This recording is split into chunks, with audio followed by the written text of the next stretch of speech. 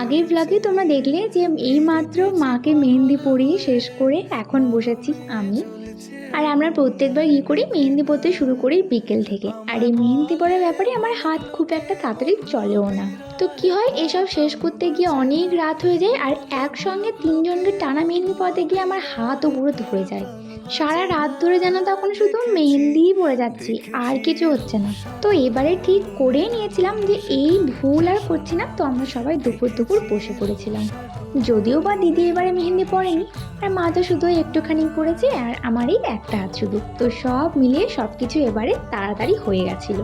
প্রথমে ভেবেছিলাম যে আমিও মায়ের মতোই একটুখানি পরবো, কিন্তু একটু একটু করতে গিয়ে সেই লাস্ট অবধি গোটা হাত জুড়েই পরে নিলাম। আর আমি তো এর আগেও অনেকবার বলেছি যে মেহেন্দি পরতে আমার কতখানি ভালো লাগে। তো চলো, দেখা হচ্ছে নেক্সট ব্লগে। বাই।